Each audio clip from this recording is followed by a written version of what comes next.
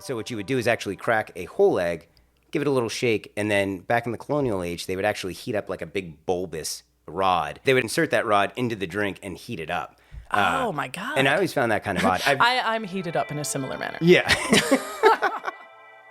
History, I'd like to follow me down the rabbit hole. History, I'd like to, frankly, I want to know. Welcome to HILF. History, I'd like to fuck with Dawn Brody. I'm Dawn Brody. And if you're a regular listener, you've probably heard me warn you that my obsession with history can run away with me. And I have been known to corner people at parties and just talk their ear off about George Washington. So imagine the serendipitous joy of meeting a bartender who loves history as much as I do. Right? His name is Rashid Green, aka the BARLESS TENDER. Now, Rashid and his wife, Kasey, started the social channel The BARLESS TENDER during COVID for all of us boozehounds who found ourselves suddenly bar-less but no less thirsty. And not only do they demonstrate how to make bitchin cocktails, but he serves up each one with an accompanying dose of history. I know. So I invited Rashid over, and in he came with a little cooler filled with fragrant and intoxicating delights from America's colonial past. And in exchange, I serve up some delightful history from the same time period. I mean, it's history class the way you always wanted it. So drink along with us if you can. I've posted the recipe and directions for each cocktail on our Instagram at HILF Podcast, and they've also got them at the.barlesstender. Today, whiskey and the Whiskey Rebellion, a combination designed to render you both shaken and stirred. Let's get started. Now, normally when a new friend comes to your house carrying a cooler, you have to is this guy going to take a kidney? Like what, why? But your cooler is full of wonderful gifts for us today. We have some actually, I can't say it's a great wine. It's a table wine. But the cocktail that we're going to make with it is kind of a precursor to wine coolers. I love wine coolers. Yeah. It's one of those things that growing up, I think I had such a bad misconception about wine coolers. But then I got to like 16 and I was like, oh, yeah, these are actually pretty good. Yeah. I find a lot of people at 16 wake up to wine coolers. My journey with alcohol was like, ugh. The first drink is like, ugh. It burns and or it tastes bad. It makes my whole body pucker up. And you look at these adults, you're like, they fucking love it. I don't think this is for me. But then it's either a wine cooler, I find, or a schnapps. Yes. If you ask a lot of folks, what was your schnapps, the one you overdid and threw up? And it's a lot of root beer. Peppermint schnapps. Good. Root beer for me.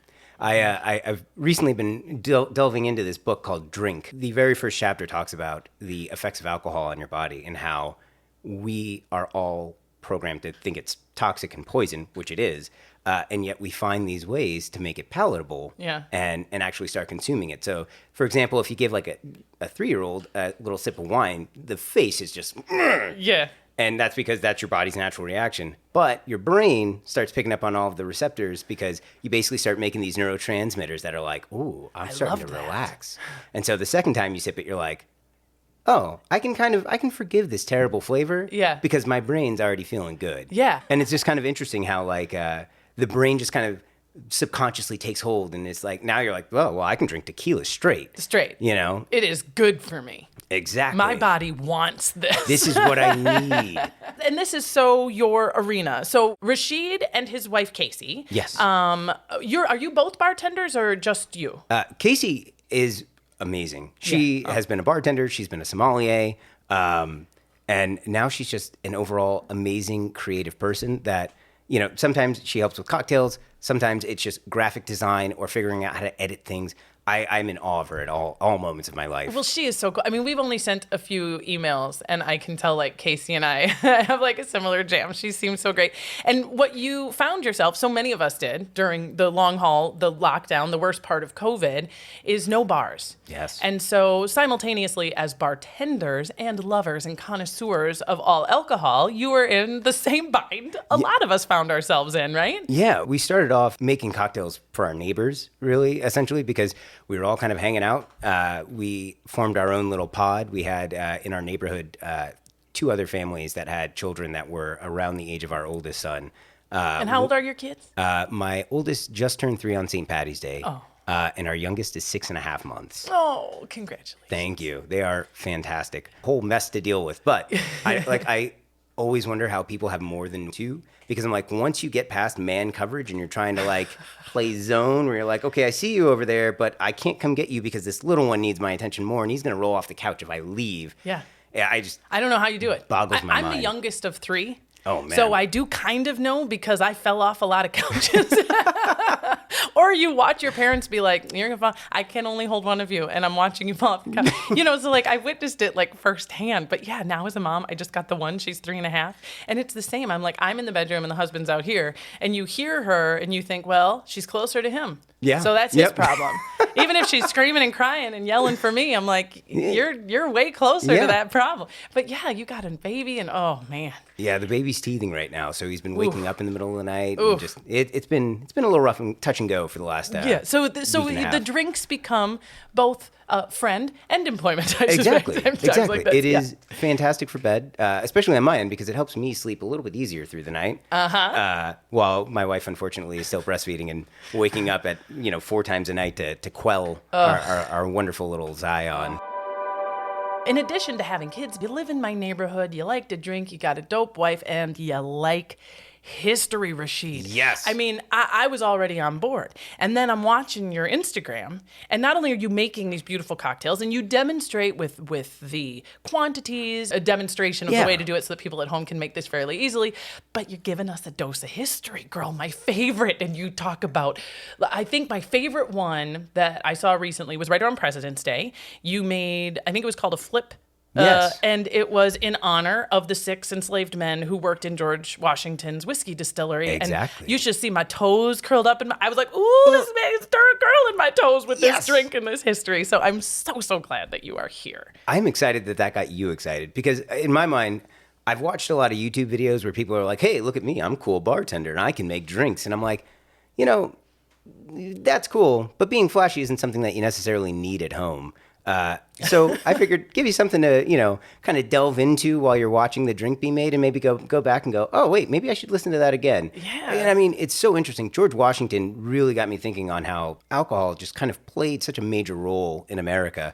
And even to the fact that if you were voting, if you were a white property owning man, they would basically filter you into a tavern, get you loaded and sauced, and then go, by the way, George Washington bought all of this for you. You're welcome. So when you go to the voting booth, just remember, George Washington bought all of your booze. It's kind of like as a comic when you do a comedy competition and you pay for all your friends' tickets and their drinks, and then at the end you're like, now vote for your favorite comic. Yeah.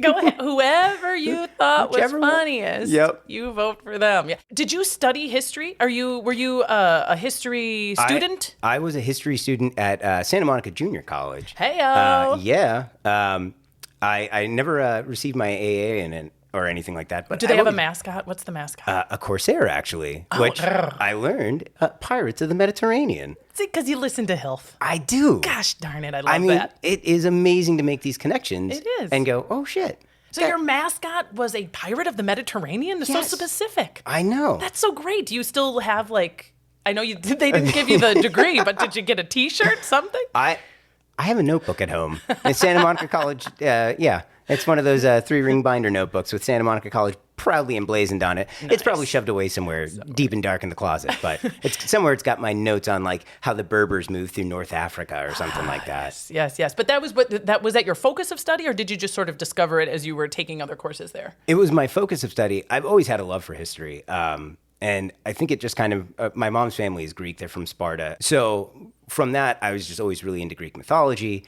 And along with that, I was like, well, if I got to learn these stories about like the gods, I should probably learn about the people that were telling them. And so then I started falling in love with, Eurymedon and just different generals throughout the Athenian history for the most part. Because the more I read about the Spartans, the more I was like, oh, you guys were kind of fascists. Yeah. You guys were not that great. Yeah, I mean, I find that great civilizations, when closely examined, go much the same way as great individuals. Where you go, oh my God, Einstein, right? Oh, brilliant science. So brave, like escaped Germany, Jewish. just a real shitty husband. Yeah. You know, like then you find out he was a philanderer. Come on, and you're what do like, you want? Say, you know, and we are right now at this time in history, we are not very good at looking at people as composites of many things. We tend to look at that particle of pollution polluting the whole bucket, and we toss it all out. Yeah. And I think that there will probably be a correction to this overcorrection, as there always is. But here we are. This is exactly where we are. And I really like where we are right now, Rashid Green. I'm having a blast with you, and I would love for you to tell me, because like this chit chat is great, but I won't get drinking. Let's get it. Tell me. You're making 2 cocktails for us today. Is that correct? We're going to make 2 cocktails. What is the first drink that you were going to make for us? So the first thing we're going to do is actually a sherry flip. In the video on TikTok, we did a whiskey flip. And flips are something that originate with sherry. But in America, we like things a little more rough than fortified wine. Yes. So we started using whiskey or cognac to make our flips. But I'm going to make something a little closer to a classic flip. We're not going to go full classic. Flips were actually a progenitor to eggnog. So what you would do is actually crack a whole egg, give it a little shake, and then back in the colonial age, they would actually heat up like a big bulbous rod. They would actually insert that rod into the drink and heat it up. Oh my God. And I always found that kind of odd. I'm heated up in a similar manner. Yeah. I've never had the courage to actually try it because it just sounds like dangerous. an affront to my taste buds. And also, I don't know how I feel about cooking an egg with like this bulbous thing. And I'm like, I don't know how long you cook it for because you still need it to be Do you liquefied. need safety goggles? Yeah. So we're actually going to take the egg out and we're going to use chickpea water, which is a great vegan substitute when you need something with a little bit of froth. Oh my gosh, this is brilliant. So you are going to make me an almost classic flip. sherry flip. I can't wait. And this, I should also tell my listeners, it is just after 10 o'clock in the morning. And what Rashid and I have done is left our better halves in charge of things like children and work. And we're just going to get a nice day buzz going. So what we're going to do, listeners, here's my plan. I'm going to have Rashid's going to make me a drink. I can't wait. We're going to listen to him. He's going to tell us how he's making it. Then we're going to drink it while I discuss our drunken founding fathers. Yes. Some general alcohol history of our early colonial America. And then specifically, one of my favorite stories is the Whiskey Rebellion, which does feature our complicated friend, George Washington. Oh, yeah. Are you ready? I am ready. All right, let's go. All right. My friend Rashid has all of his ingredients laid out in front of him, and he's going to show us how to make an almost classic sherry flip. Yes. Take it away, Rashid. All right. So the first thing we're going to start out with is our simple syrup. When I was learning to make cocktails, the first thing I learned was start with the thing you can most afford to throw out. So that's why we go with this. Nice. Now, a classic flip will actually have an ounce of simple syrup. I generally reduce that down just because our taste buds are a little less into like overly sweet things. Yeah. And that's I found that works for me. But if you were to make your super classic flip, it would be an ounce. I see. The almost classic flip, we're going to do 3/4 of an ounce. And that's just to help kind of add a little or detract a little bit of the sweetness and allow for the sherry to kind of really take precedence. The next thing we're going to add in is chickpea water. Chickpea water I actually found by working at Soho as a great substitute for egg whites. They used to make their whipped cream with it. And I was just kind of like, well, that's weird. What do you do? And the guy's like, oh, you beat it, you whisk it and add your sugar. Keep whisking and whisking and whisking, and it'll eventually take like a creamy texture. That's crazy. And then you can spoon it on top. And I was like, wow. That's awesome. I can see how even your non-vegan would be like, I don't want a raw egg in my drink. Yeah. It sounds a little weird, and just it's one of those things where cocktails are always about time and place, and what you have available to you at said time and place.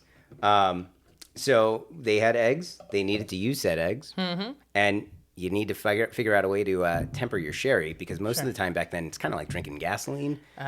Sherry is just like a fortified wine. It generally comes from Andalusia in Spain, but one of the great things about sherry is that the British also love it. When there was a captain that attacked a Spanish vessel that happened to be carrying 1,000 barrels of sherry, and he captured them for the Queen, brought them back to England, and they were like, this is great. Yeah. So then a bunch of Englishmen moved down to Andalusia, set up shop, and started producing sherry. And that's where we get our dry sack. Hey! Dry sack is actually a combination of sherries. What a bold name.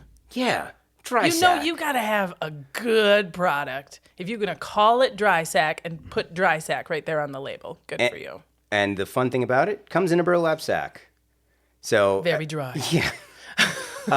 Which honestly, it's not made with dry wine. Huh. So I don't really understand why they decided to call it dry sack. I just always love the concept of it. It's bold. Yeah, definitely bold. So we have all of our ingredients in our shaker. Okay. We're gonna add in some ice. He brought his own ice. Man. I mean, really, this cooler... frankly, even if you had also planned on stealing my kidney, I think this is a fair trade. This is generally how most of my abstractions go. I get everybody nice and drunk, and then I'm like, well, what do you mind losing? Maybe an appendix? Actually, I guess appendix would probably be a terrible business to be in. A terrible business. I feel like if you... music to my ears. I feel like it sounds better early in the morning. Yeah, before noon is when you know these people are committed. Oh, now you've got a spice. What are you holding there? We are holding nutmeg. Now, usually you would shave nutmeg over your top with a microplane, but finding nutmeg, like a whole nutmeg, It's tough. It is. Yeah, you and Magellan, man. Tough to get. All right, here we go. I have a whole episode about the spice trade and how hard it is to get spices and how cinnamon and nutmeg dominated the world for centuries. So this is even more appropriate than you know, Rashid. Look at this. All right. And I will pass this over for you. Rashid, this is a beautiful drink. It does have that foam that you talked about from the chickpea water. You've got nutmeg sprinkled on top, and it's in this beautiful, like, little a stemmed highball. Yeah, it's a coupe glass. These are generally old school cocktail glasses, or what you would pour champagne into. They did stop using them for champagne because the bubbles pop out too quickly. That's why you have kind of those long tubular vessels. Keep those bubbles in Yeah, they keep the bubbles in. God, that's fascinating. Well, Rashid, to you and your long life. Cheers. Oh, yes. Yeah. Ooh, that little after. The little nutty aftertaste. That is the brandy that they would use in the sherry to fortify it. Kind of doing its thing. See, my body isn't even doing that thing we talked about where it's like, this is bad for you. My body's on board. Yeah. It's like, this is great. We're going to need 16 more of these, and I've seen how much you have there, so. That's how you know you're seasoned. This is a fine Thursday morning. I am glad I could live up. That's awesome. Ooh. Okay, strongly recommend the nearly classic sherry flip. And now he showed you how to make it, so you should be able to Exactly. do so. And if you want, you can definitely replace the sherry with something like cognac or whiskey. You might want to reduce the amount that you use. So we use 2 ounces of sherry for this. For a whiskey flip, you might want to do like 1.5 ounces. I still do 2 because I'm generally drinking at home. Yes. And I feel like when you're in the confines of your own home, go wild. Go wild. Because bed's right there. You're going to fall right into it. Yeah, And if you exactly. fall next to it, you wake up, you get into it later. Exactly. Split the difference. Well, this is such a perfect beginning, a great introduction, a perfect companion for the history that we are about to get into. And I want to start, before I get into the Whiskey Rebellion, which is my favorite, I want to just kind of do a general overview of drinking in America, because it is unique. Yes. Okay? The fact is, Americans, uniquely in the world, have always been real heavy drinkers. It isn't just compared to like America's past to America's present. I'm talking about all of America's past compared to all of the drinking cultures around the world is unique. And I found this quote from a fella named Frederick Marryat. 1839, he was an English guy just traveling through America. So by 1839, an English guy can casually travel through America because we had the Revolutionary Wars over and the War of 1812 is over, and we've kind of settled our beef, right? You can be a tourist here without getting somebody knocking you out from behind. You red coat bastard. It was nice and calm. And he made this observation about drinking in America. I'm sure the Americans can fix nothing without a drink. If you meet, you drink. If you make acquaintance, you drink. If you close a bargain, you drink. They quarrel in their drink, and they make it up in their drink. They drink because it is hot. They drink because it is cold. If successful in elections, they drink and rejoice. If not, they drink and swear. They begin to drink early in the morning, ding ding, and they leave off late at night. They commence it early in life, and they continue it until they soon drop into the grave. I find no errors in this quote from the diarist of 1839. Do you find anything untrue about that? I do not. I guess I always assumed that the rest of the world was just on board with us as far as drinking. And my thought was that wine is essentially started as a way to purify water. And, eventually it gets to a point where you're adding so much water in that it becomes palatable. Right. And it gives you a little buzz. Yeah. So I just assumed everybody was just like, oh, this is what we do. Right. And that makes sense, right? And often I think a lot of people hear that this was, yes, they were drinking a lot of alcohol, way more alcohol than we did, and in the morning and throughout the day. But it was because the water was unsafe. Yeah. And that is 100% true.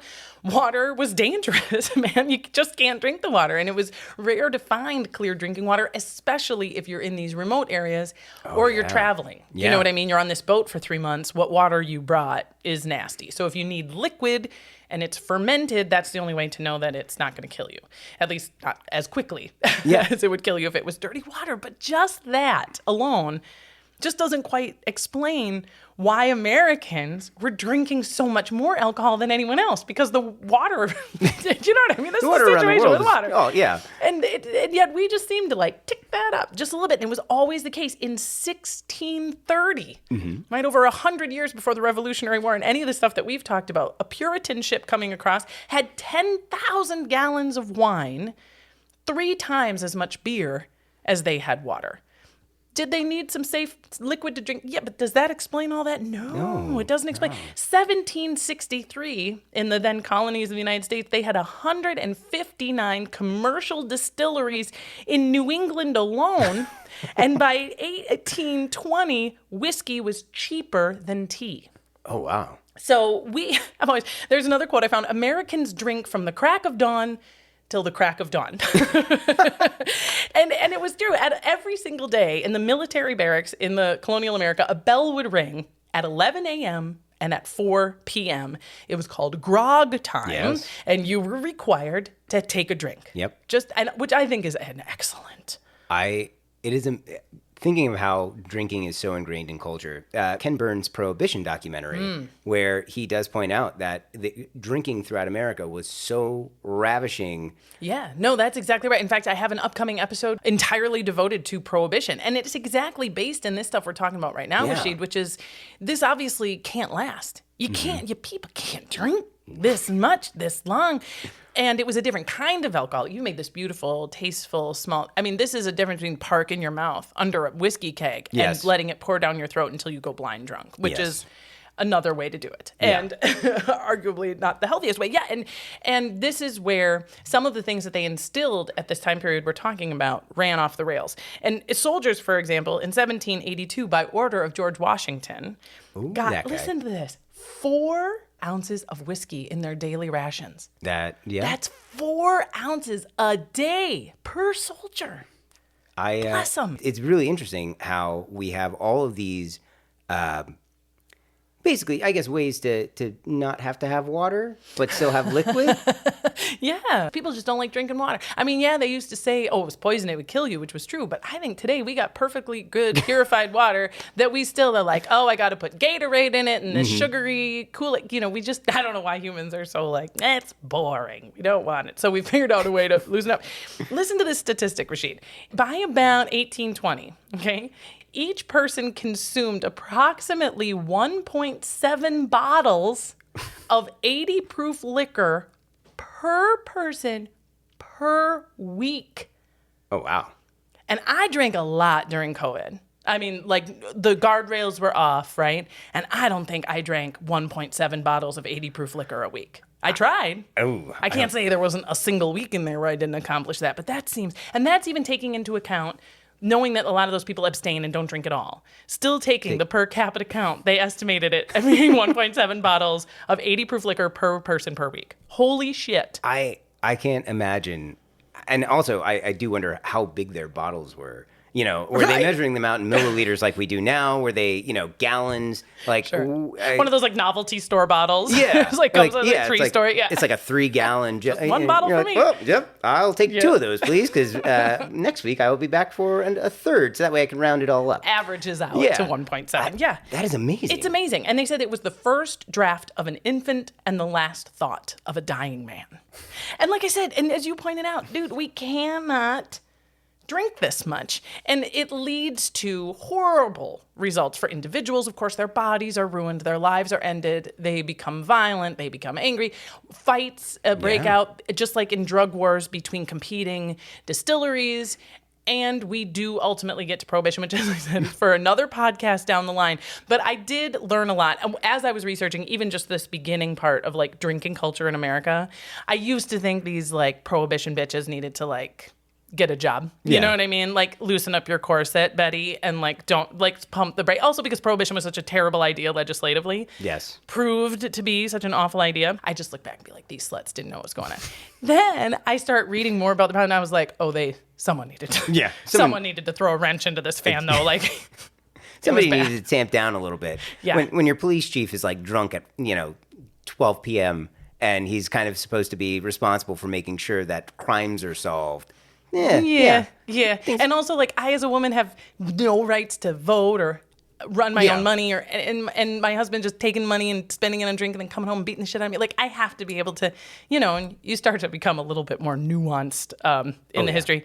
Well, I love my drink so much that I am almost done.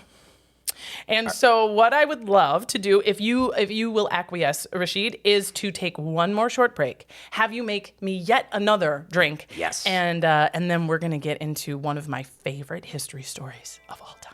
Oh, I cannot wait. Okay, let's go. Delicious, right? The drinks, the conversation, the history, nom, nom, nom, nom, nom. And if you think listening to us is fun, imagine how much fun it is to see us do this thing live. The HILF podcast is doing our first ever live recording on May 26th at the Glendale Room in Glendale, California. It's a tiny, intimate little space, and I'll be fucking history with special guest Rachel Scanlon. She is a touring stand-up comedian who makes me laugh so hard I snort. For links to tickets, pictures of Rashid, recipes for these amazing cocktails, and oh, so much more. Just Follow me, follow me, follow me, follow. Follow me, follow me, follow me,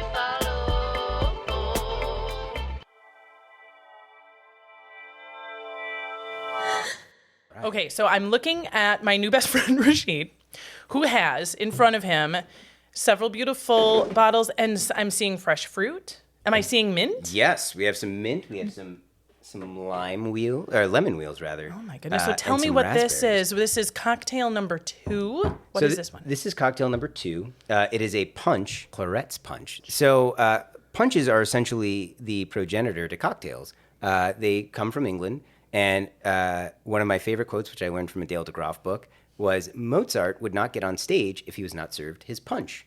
And I was like, yeah, bro, look at you. I have a similar writer myself. Yeah, I was like, I did not know writers went back that far. I really like to imagine Mozart like throwing shit around his dressing room and being like, there is a punch! I need my punch!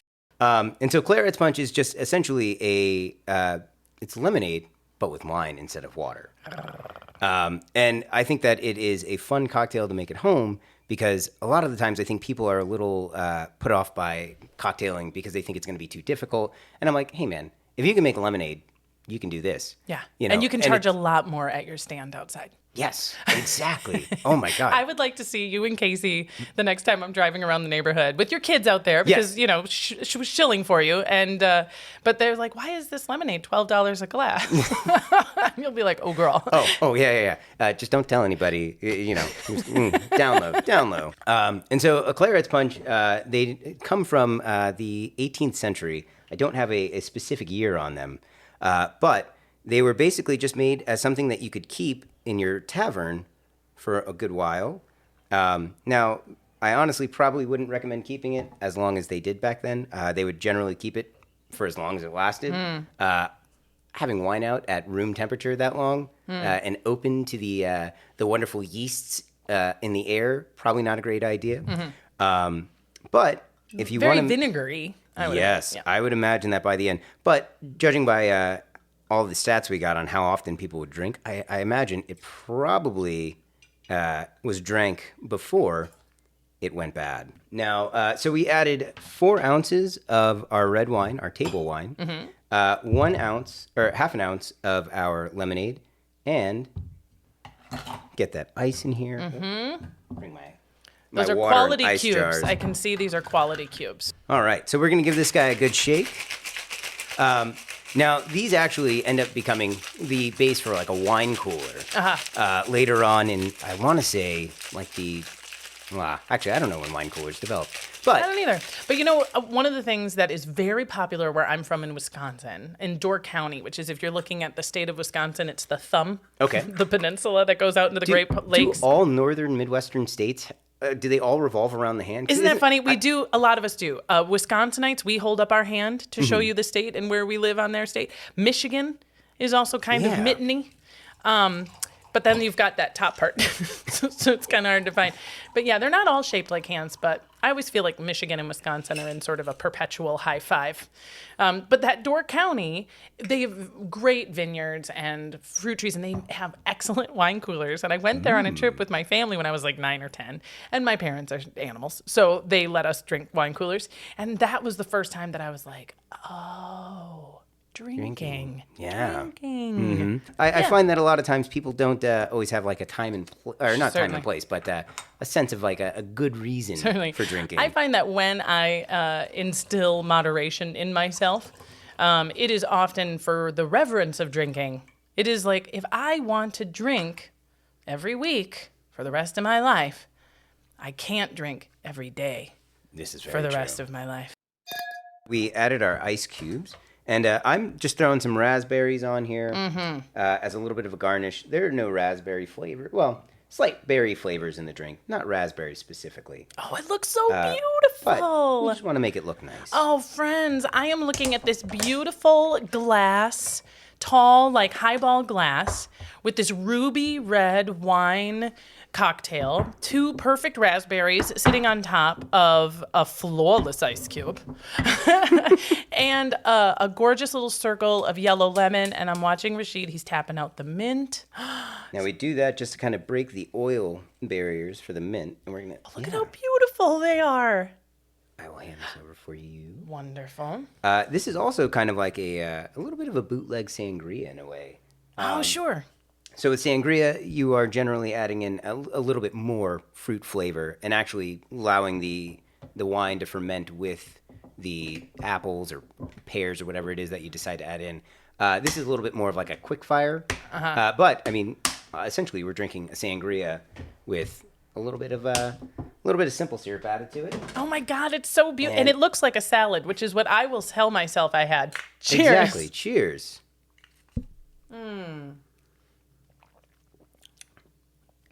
Oh, my friend. And that little citrus twist there at the end, Yeah. and the mint tickling your nose.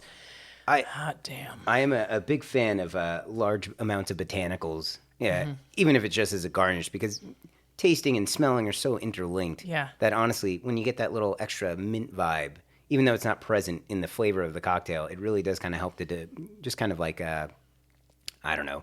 prepare the palate. Oh my gosh. I feel like I am just sitting in the lap of luxury here. I hope that all of my future guests, if they listen to no other episode, they listen to this one and feel like, fuck, I gotta show up with cocktails. I gotta get some kind of cooler. I don't even have a shaker. Well, here I am now with the Claret's Punch. Claret's Punch from my friend Rashid Green. What a perfect foundation for us to begin this phenomenal story from the annals of history. Do you know what the Whiskey Rebellion is? Have you ever heard of this before? I have heard of it, but I do not feel like I know enough about it to say, oh, I know about that. Oh, I'm really glad. Honestly, Yeah. I like it when my guests and I kind of back and forth about a subject, but I really do. I'm such a nerd. I love telling people stuff that they are hearing for the first time, and I think that you're really going to love this particular story. So this is the Whiskey Rebellion, and to give you a little background, 1776, we began the Revolutionary War. We signed the Treaty of Paris in 1783, effectively ending it. But between 1783 and the ratification of the Constitution in 89, we've kind of just got this like adolescent country that's like we're going to figure, it's called the Confederacy, and we just really weren't sure exactly what was going on. And then we ratify the Constitution, and it's really kind of like if you get legal separation from your parents, you know, you turn 18, you're like, yeah, fuck those losers, and then you're like, oh my god, I gotta get a job. You know what I mean? So we had like effectively won this question of like taxes, like where do we send our taxes, and now we're just a country on our own that is just starting out with an enormous burden of war debt. Yeah. So in addition to good luck expanding. Good luck doing anything you want to do without the funds of an old empire. But you got negative funds, man. You owe France. You know what I mean? I don't know what you're going to do. And so, of course, the Founding Fathers are like, well, we need to start in taxing people, right? So Alexander Hamilton, you're in the room where it happened. You're a friend of mine. Hamilton. Exactly. You know the guy. He, brainchild of a whiskey tax. He's like, guys, I figured it out. A whiskey tax, this is great because it's a vice. So people aren't going to be mad about it because they're like, well, if you don't want to pay the tax, don't do it. And it's a luxury item. So I think this is going to be an excellent thing for us to tax. And he asked like his 8 best friends, you know what I mean? All the interested parties on the East Coast and government. And they were like, that sounds great, Alex. Let's do it. It's, of course, a terrible idea for a number of reasons. Taxes are always going to be sticky. And, of course, you say to an American population that's just fought this huge war over taxes, pay up. And they're like, huh. They're like, yeah, we didn't say no tax. We just said we're not going to pay them. Oh, no. So, in particular, the folks who had a beef with this whiskey tax were the people that were living in Western Pennsylvania. Okay. Which is kind of at the time the far west. It's the Wild West. You know what I mean? It's as west as you can go. It's wild out there. And there's a lot of reasons that they have a beef with this whiskey tax. And Alexander Hamilton, the rest of them, couldn't have like comprehended how complicated this was going to get. For one thing, as you and I kind of talked about this at the beginning, whiskey was currency because it was preserved. It's sort of like if you find a suitcase full of cocaine. It doesn't matter if you do cocaine or you know any drug dealers. One of the things you know is this is worth a lot of money, right? Yeah. So whiskey was something that when they couldn't get the currency out there, they would use to trade and barter. And it was like an important lubricant for like the economy of these outposts. Also, at the end of the season, they would take their excess grain and wheat and barley and use it to make this stuff. So it was also a huge savior for them individually to be able to produce it. There was also, it was so unfair the way it would affect them versus how it would affect the big distillers on the East Coast, because you had a choice with this tax if you were going to do a flat tax or by the gallon. Oh. So these guys are out there not making much, and there was no way that tax wasn't going to hurt them, where the huge distilleries on the East Coast could just roll with it, and it wasn't going to, and they could sell to more people, and they could sell at a higher amount. So it just didn't make, it was completely unfair. Go ahead. No, please ask me questions at any point. I'm so interested in why he would think a whiskey tax is a good idea, seeing as the revolution kind of starts when they're like, hey, there's a sugar tax. Y'all are out there making all this rum, and you ain't paying us. Right. We need money for that. It really is an oversight. It seems like Hamilton would have been like, hey, man, they did that sugar tax thing, and it didn't go so well because we kicked them out. Girl, I could not agree with you more. It is such an oversight. It was like, did you see what y'all just did? Yeah. Tea didn't even get you drunk. You know what I mean? You don't think people are going to lose their tops over something that is way more fun to drink than tea? Yeah, it was a huge oversight. In addition to that, they, in the course of this law, were like, also, you need to register your SIL. Oh. Which, in the capital, which is like a 300-mile journey.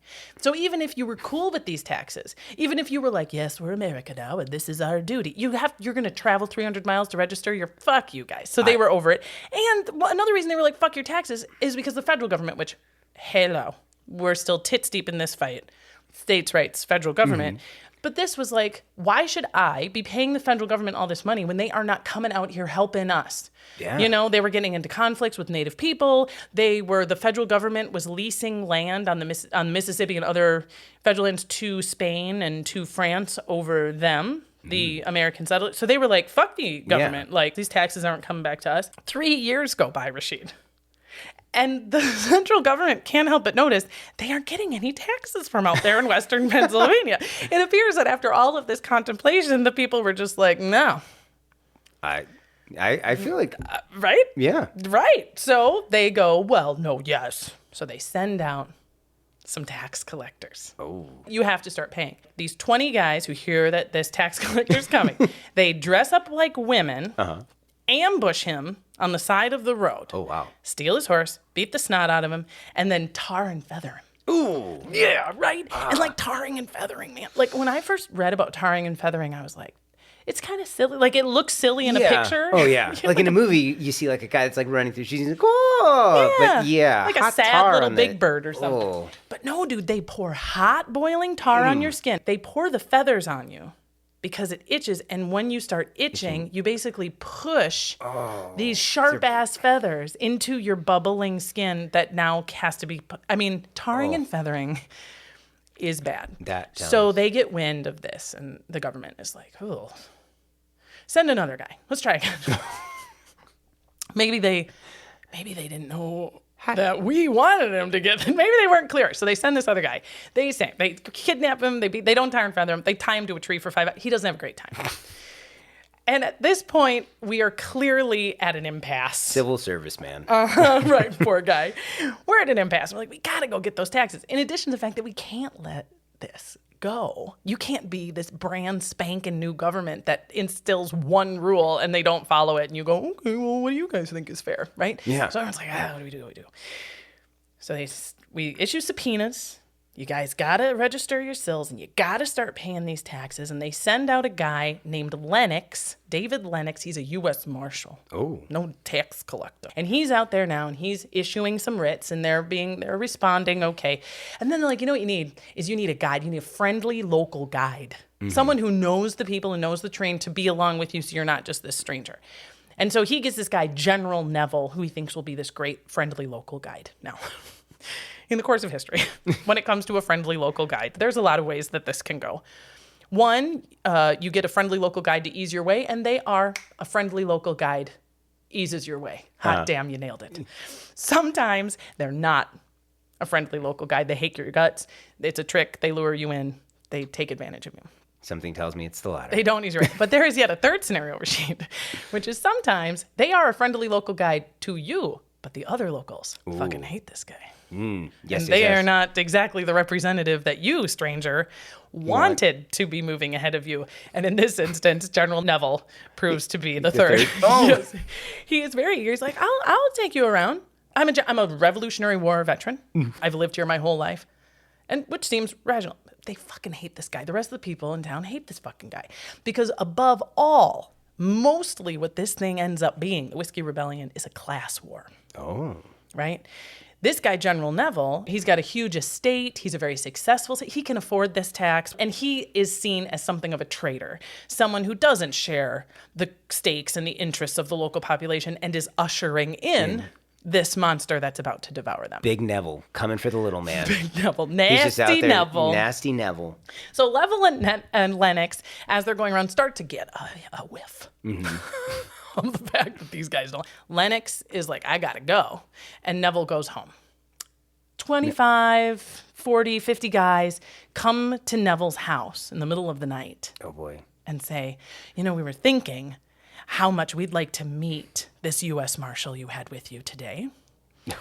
Would you be a darling and bring him out? Right? And Neville's like, oh, he's gone, which he was. He's gone. And they were like, that's fine. Why don't you come out? And Neville's like, I don't like anything about this. And so he doesn't come out. And he gets his enslaved people to get weapons and kind of be the meat shields and stand between him and this angry mob. And he gets his gun and they get into kind of a yelling, shooting, fighting match. Neville ultimately does fire into the crowd and kills a guy named Oliver Miller. Oh. And the mob picks up his body and leaves, which Neville knows is that's probably not the punctuation on this story. So he calls up his brother-in-law, who works for the federal government and has a bunch of federal soldiers, like 10 of them nearby, and he's like, I super-duper need you to come to the house right away, right? Kirkpatrick comes down to Neville's house with these 10 soldiers and tells Neville, you should go, because you're a hot point. Yeah. So he hides literally in a ditch behind the house while Kirkpatrick, his enslaved peoples, and the soldiers are guarding his house. And yeah, hooray, they come back. 600 strong now, led by another Revolutionary War veteran. I'm just floored by the idea of, like, as a black guy, half black guy, as it goes. I'm floored by the idea of somebody enslaving me and then handing me a weapon and being like, defend me. Right. I would have been like, oh, so I don't use this on you? Right. And also, I would have probably just been like, oh, well, you know what? Now that I think about it, if they drop their weapons and run, they're probably dead anyway. Right. Yeah, okay. Right. And it really, you read my mind, because it is, you can imagine for the individual person who's been handed a weapon and told to defend the house, they're just looking at like all of their worst case scenarios. Yeah. We're like, okay, I could kill you and run away. But where am I going? I could kill them and you could be really happy about that. But then here I am where I was yesterday.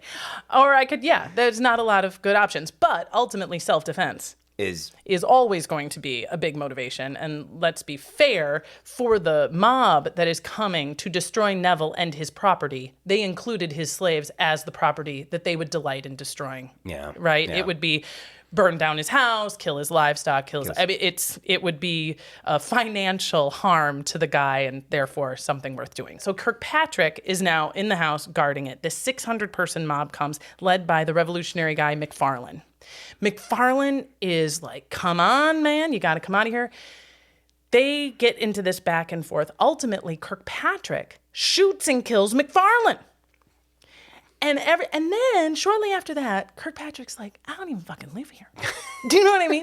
This Neville guy is my brother-in-law. Get the fuck, why are we doing this? Yeah. And they are like, all right. So they leave. I wouldn't say they surrender. They put up a good fight. And once it looks like, what the fuck are we doing? They leave. And yes, the mob does burn down his house. And the bodies, however, appear to be just a couple of the soldiers, a couple of the mob. If the enslaved peoples were killed, they may or may not have been counted in the end of the day. But it's a bloodbath, and it's bad. And the smoldering embers of Neville's house. And now the federal government is like, fuck. We really got a problem on our hands. We really got a problem on our hands. And now we have Revolutionary War veterans on opposite sides of this issue. It's not even like you can just appeal to someone's patriotism and necessarily, run this away. And right when they're trying to figure out, like, how bad is this going to get? I don't know how we should respond. I mean, do we, like, threaten them militarily? Do we just continue to excite? What do we do? I told you that our buddy McFarlane gets shot and killed. He was kind of the lead of these rebels, these guards. Another guy steps up. His name is David Bradford. He's also kind of a rich landowner, but he's a fanatic. Mm-hmm. And he gets, this mob now is like, yeah, we got him on the run. We got him scared. We burned down his house. Fucking military's running. And 7,000 of them, Rashid, 7,000 walk to Pittsburgh to start a fight. They want to fucking make shit go right, as mobs do. And they park themselves outside. Listen to this shit. They steal the mail. Like, you think we invented hacking as like a way? They steal all the mail going in and out of Pittsburgh, read it all, and try to find out who's on our side, who's not on our side, who in this town is sort of anti, right? And they find these 3 guys in particular. They're like, you, Pittsburgh, we read the mail. And these guys are like talking shit. Yeah. About an angry mob. Imagine that. And we are going to, and the city of Pittsburgh. Now, I've never been to Pittsburgh. Have you been to Pittsburgh? I've not been to Pittsburgh. I think we should go to Pittsburgh, Rashid, because here's what this town has it right. I don't know how to react. 7,000 angry people come to your town, read your mail, and like, and Pittsburgh was like, I see. So they go out to the edge of town, and they're like, hey, guys, isn't this just the worst? Like, this is the worst. We know you're mad, and we know you read the mail, and those guys that you want, we hate them. They're banished. They're gone. Those guys suck. So don't even worry about it. They're not here. They're gone. Oh, but now you guys are all here. I mean, you're all here just sitting outside of town. I have an idea. Why don't we bring you guys 7 barrels of whiskey? Ooh. Would you like that? And the mob was like, well, yeah. And I wouldn't necessarily think there's a lot of wisdom in giving an angry mob 7 barrels of whiskey, but thirsty men, they just walked all that way. Yeah. And remember I said this was a class issue, right? Mm-hmm. Part of what's bubbling here has nothing to do with the whiskey tax anymore. These folks are starting to talk like the French revolutionaries. Oh. Which, if you forgot, that's Yeah. guillotine the rich, girl. That is just find rich people, bring them out into the center of town and cut their heads off. And they're starting to get like, I think that's the answer. We keep saying it's about monarchy. We keep saying it's about the Catholic Church. I think it's just rich people. It's all the oligarchs. Let's drag the rich people out and kill them, which is something that the founding fathers like, oh, no, we can't have that. But we also can't demean the French because they're our best friends and we still owe them a lot of money. So the Pittsburgh is like, you've had your whiskey. This is great. I know what to do. Why don't you guys come into town? We'll have a parade for you. We're going to be right down the middle of town. You guys come in, you got whiskey, come into town. We're going to rain. And then when you get to the end of town, you just go on home. And the angry mob full of whiskey marched through Pittsburgh. We're the fucking mob. And just went on home. I would not have expected that to work. I mean, but as a parent, don't you feel like that is when your kid's nuts, you're like, you know what you need? I'm going to give you an ice cream cone. Yep. And I'm going to have you just run through this field until you fall asleep. Yeah. No, that isn't a fantastic way to quell a 4-year-old or, middle-aged or younger men in the 1700s. Yeah. It makes sense. Yeah. It makes sense. They didn't have a lot to do. No. Yeah. So we kind of quell things. But now, General Washington cracks his knuckles. And he's like, oh, fuck. All right. And General Washington has a lot of credit. Not only is he the first president of the United States, of course, he's this respected war veteran. And what he has is respect from everyone, which no one else enjoys. It's fuck you, Jefferson, fuck you, Adams, fuck you this, fuck Federalist, everyone's fucking fighting.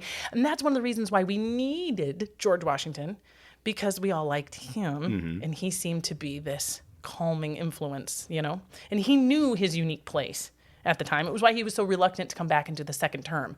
The first term, frankly, he was like, I don't want to. I'm so old. I don't want to do this. And they were like, but we need you. Like, it'll all fall apart if we don't have you, And he does love and respect few things more than veterans in the military. He's not perfect, but he has that. So he's like, all right, let's go. Let's go down there and crack some skulls. Right? So he assembles 12,000 troops. He gets some of the oldest, bestest generals from the good old days. Oh. He puts his general's uniform on. Oh, wow. The one with the buttons. Yeah. And he's so 12. And he rides down there himself with the troops. Oh, man. And he gets into the center of town where this rebellion has been surging. He's pretty old at this point, right? Yeah. He's like in his 50s? I think at this point he might even be in his late 50s. He certainly was older than his father, and that weighed heavily on him. His father died in his early 50s, and he always assumed he would too. Mm-hmm. So even when the first presidential term came around, he was like, okay, but I'll probably die in the next couple of years here. He was sort of surprised he was alive as long as he was. So General Washington comes into town, and there ain't no rebellion. They aren't there. They're gone. They heard he was coming. They counted heads. They did a little eye gun, and he met no resistance. He met no rebellion. They sussed out a few guys. They put him on trial. They could have been executed, but General Washington, of course, in his exceeding fairness, pardoned them and was like, just cool it now. Now, if you wanted, you could close the history book right there and say, so, the moral of the story is powerful leaders need to apply their strength at the right place at the right time, simultaneously preserves democracy and quells uprisings. But if you opened up the history book and kept reading, they never started paying those taxes. And when Jefferson is ultimately elected president, he abolishes those taxes anyway, and it never actually comes to a head. So the real moral of the story is pay your taxes. Right? Unless you shouldn't, and then just don't. Yeah, and hope that they go away. I just feel so bad for that first tax collector that went in there. That was like, I know. Hey guys, federal government sent me, and they're like, fuck you. Here's some hot tar and some feathers. And then later on, it's like, hey guys, this was a bad idea. We should just get rid of this law. Yeah. And they couldn't even get tax collectors to go. After a while, because they're still an individual, right? Yeah. And you'd be like, all right, Rashid, we got you a nice horse, and here's a bag. We packed you lunch. And you're going to go, and you'd be like, no. No, thank you. No, I'm good. I'm cool. Not. I'm here. I can go down the street and get some taxes. I hear there's a sales tax thing, right? Yeah. Why don't you just go ask them again? Yeah, no, and that was the thing. The sales tax, ultimately, this is, for another day, but we weren't sure. Part of the reason why we couldn't repeal prohibition for so long, and why some of these powers ultimately started to embrace these taxes once they were enforced and they could, pay them. They fought them and fought them and fought them until they realized how much the taxes on alcohol were funding the government, realizing that it made them essential, that they would be able to create great leverage, they would be able to bribe politicians, they are now critical infrastructure to the nation, we are now funding war efforts, you will never, ever get in the way of alcohol because we pay so much money. When we finally passed an income tax, it was the primary argument for now we can pass prohibition. Oh, interesting. Yes. And the distillers and the brewers were like, no, and they're suddenly finding themselves, and this is one of the wonders of history, less than 150 years later, it is the distillers and the brewers who are fighting hard to keep a whiskey tax just to preserve their industry at all. Interesting. Yeah. Oh, man. I never would have thought about it. What initially popped into my head, because I'm looking at Star Wars Legos up there, was George Lucas in Episode 1, where he's just like, they're tax collectors, but they have light swords, so that way you can't just tar and feather them. Right. And also, if you try, they can just push you out of the way with their mind. Indeed, I would have thought Jedis would have been excellent tax collectors at this time. The other thing that I was thinking when you initially said that the stills had to go register at the Capitol, I was like, well, why didn't they just email? And then I was like, oh, shit. Oh, yeah, my God. No. I can't ask her that. Can you imagine? Yeah. I can't believe I asked Dawn why they didn't email. Yeah, I'm glad. I'm regretting actually admitting that now that I'm thinking about it. I think it's very noble of you. I was just like, oh God, that's such a millennial thought. Quash that down. But you know what? But that, I think, is one of those things, even I do it sometimes, it becomes difficult not to see all eras of history from your own perspective. And sometimes technology is the quick will catch it and be like, well, why didn't they just call somebody? And you're like, okay, well, we can just call somebody. But we are less able to see different kinds of changes in society and why our assumptions are different. Like, when we talk about prohibition, for example, and you're like, well, women couldn't have their own bank accounts until 1974. Oh, that hurts my soul. So when you think about why didn't women do all the things men did? Why didn't they? Or the idea of like, well, women just aren't interested in science, or women, it's not, we're not saying they're dumb. It's just that women don't pursue these things. And you're like, you fuck. They had to ask their dad and their husbands for money legally until I was born. Well, that's just, I guess recency bias is pretty dominant in most of my thinking. But it is, I did not know that till 1974? I think it was 1974. Yeah. Oh. That women couldn't have a line of, now an unmarried woman maybe could in some banking institutions. Oh. But once you got married, everything belonged to the husband. It was illegal. A bank could not issue a married woman her own line of credit without her husband's approval. 1970s. Well, yeah, and and it's similar. I find you're as a man of color, when people talk, people talk about time travel. Oh yes, which I love because I'm a historian and I love science and I love fantasy. So like time travel is so fascinating to me, but it's very difficult for me to get more than 2 minutes into this mental exercise before I'm like, well, I just die in childbirth. Yep. Oh, I'd just be pregnant all the time and then die in childbirth. I think about the fact that, like, even if I went back to Africa, they'd be like, whoa, light skin, bro. What the fuck are you? Yeah. And I'd be like, oh, I just wanted to see the culture, Hey, you know what? Cheers. I feel like talks of history really aren't good talks about history until you've completely wandered off your timeline and around the map and back again. And what a fantastic journey it has been with you, Rashid Green. Thank you so much. I encourage everyone, please go to the BARLESS Tender, which I should warn you, as I have been spending a lot of time with the BARLESS Tender on their TikTok and Instagram. It's just one little letter to make that braless tender. And that is an entirely different social channel. That is so true. I mean, sometimes one can lead to the other, but at the moment, this is the BARLESS Tender with Rashid Green and his lovely wife, Kasey, who I cannot wait to meet in person. I cannot wait for you guys to meet. I feel like we're going to have such a great friendship. I agree. So 2 new friendships. 2 new friendships. Cheers. And cheers to you for being here and listening all the way to the end. Wasn't that fantastic? Now, if we left you wanting more, I have good news. There is more. Virtually all of my episodes have at least 30 minutes of additional chit-chat and bullshit that I painfully edit out in order to keep these comfortably consumable at about 60 minutes.